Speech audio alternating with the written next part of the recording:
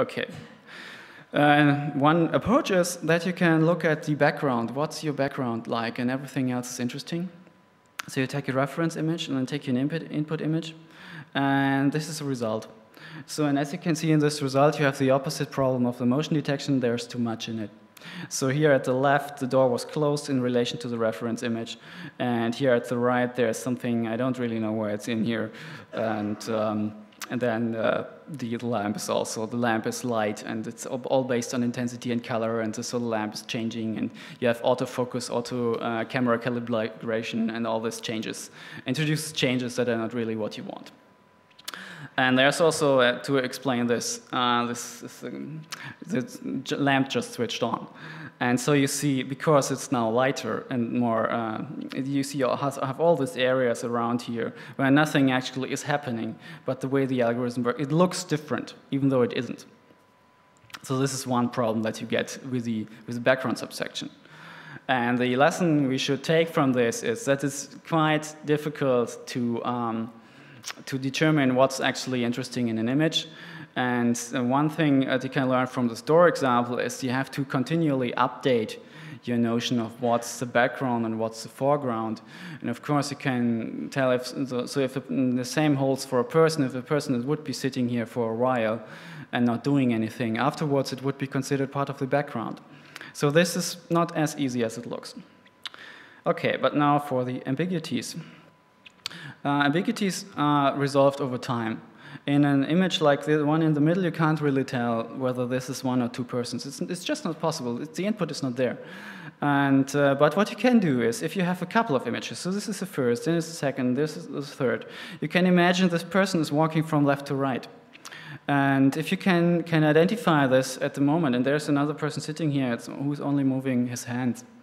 And if you have this information over time, you can track this. And you track this, the person, by first computing a unique description. A description that is characteristic of this person in this scene only. And then you can refine in the subsequent frames of the image. And then you know that these two parts in the image, in the frames, are related. So first you have to have a similarity. And then, because similarity is not enough, there's lots of things that look the same. You usually also use proximity to an expected location. So if I know this person is moving from left to right, I expect in a subsequent frame, I expect it to be more on the right. And so this helps us too. First, similarity. One similarity is color, and there's this skin color idea. It might sound a little strange to you because skin color varies so much, but if you have a constraint like silhouette or something, or a motion field, then the skin color is actually pretty suggestive of human presence. And it has the added advantage that it focuses you on the parts of the humans that are interesting, which is the face and the hands. So as you can see here, this is our input image, and he is pointing at something. And this is the skin color filtered image down here. And in most parts it's empty, but the black parts are the ones that are relevant to us, and they are the skins. And you can see his face, his hand, and his other hand here down here. But and of course there's also some garbage that is not actually skin, but looks the same. And so if we want to track skin, we have to do it by proximity. And well, proximity is not always a good cue. As you can see here, these two parts are very close to each other, but they are not the same face. So this is one of these problems again. Okay, so color isn't really cutting it. Let's look at a different problem. We can look for appearance. So one part of an image might be the face of a person. So an easy approach is to take this face, go to the next image, and look for something that looks exactly like the face, and like this face. The problem is there's always some little changes, and this method doesn't scale very much. You have to first, when you just look for this patch here, you have to first find this patch in the original image to have something to track. And so what's usually done here is an approach by Viola and Jones for face recognition. What you do is you combine a number of these small patches here, that's what they're called patches, and you overlay them on the image. And as you can see, this patch, for example, is pretty characteristic of the border between the eyes and the forehead. And this patch here is pretty characteristic of the nose. And if you combine those two, that could give you a cue that there's a face here. And in practical use, there's about 2,000 of these small patches combined to pick out faces. And this general approach can be used for many other things. What it doesn't do is if I rotate my face, it looks quite different. And so this doesn't cope with that. And also, it takes a while to acquire such a unique description. And one very promising approach based on the body model, as I outlined earlier, it's the same picture, is that you have an initial idea of where your body is. And then you just, disturbs this a little bit. Like, look, okay, what's going to happen if he moves his arm a little bit? What's going to happen if he moves his head a little bit? And so on and so on. And you can generate lots of hypotheses and estimate the possible ones. And that's where you can use your knowledge about the body, because some motions are possible and some others are not. And then you just, in the next frame, you look at the best match. And I have a video to show this. So this same guy again is my colleague. He's poor one. And so this is the original input image, and this is the body model. And here are some of the cues, and here's the skin color cue again, and here's an edge cue.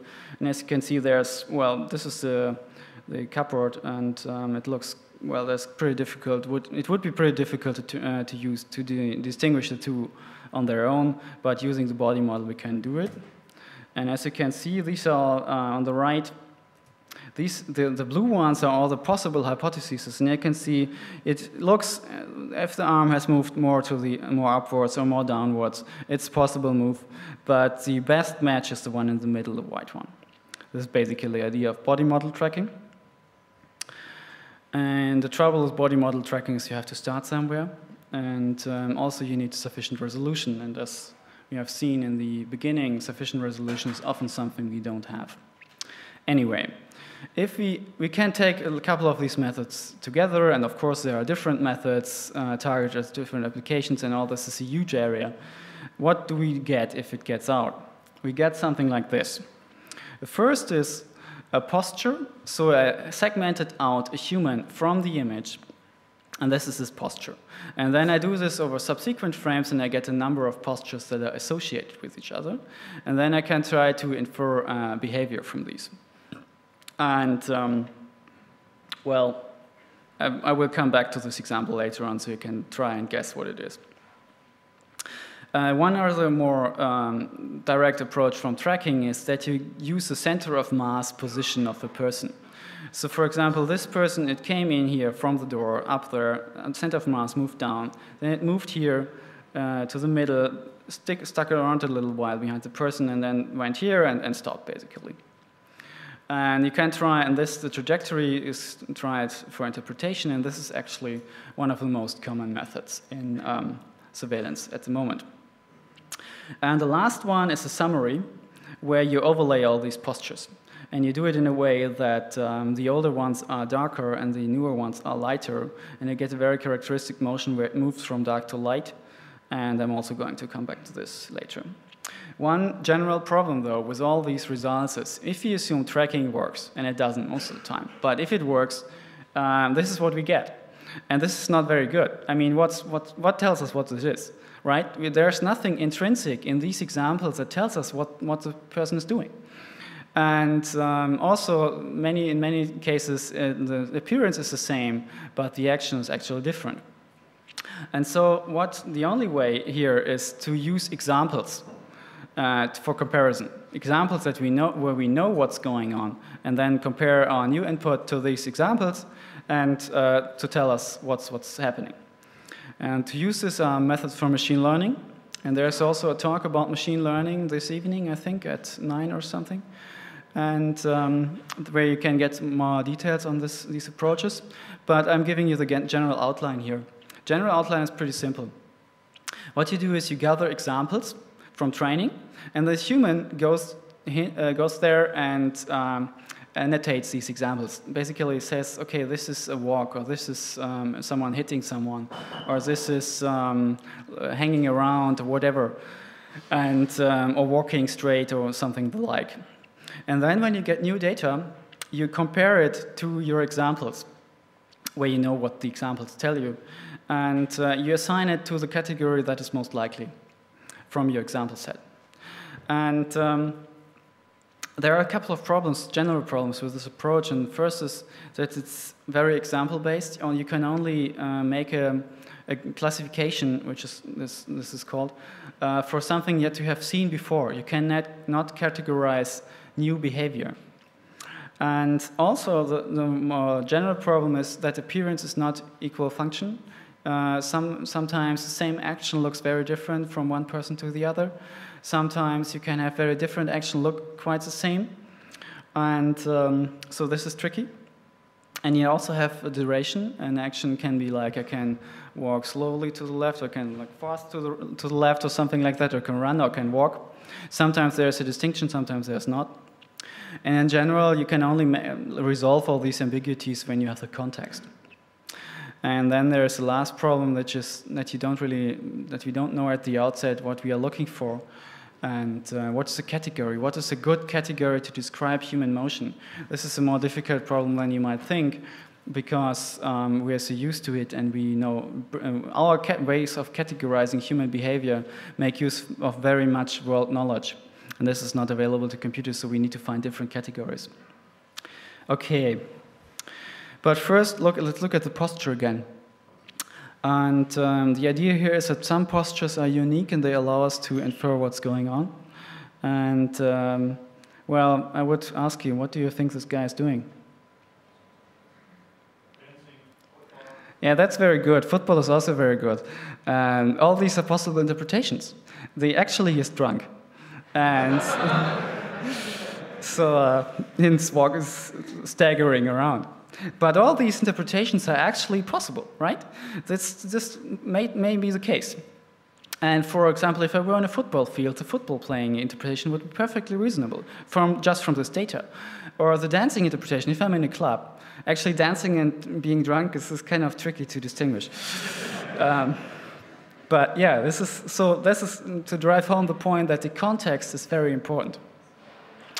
And anyway, there's a different problem with the posture approach, that is self-occlusion, where if I'm looking like this, I can't really, in the posture approach, you can't really see where my arms are. And yeah, this is just. So let's go to the motion history.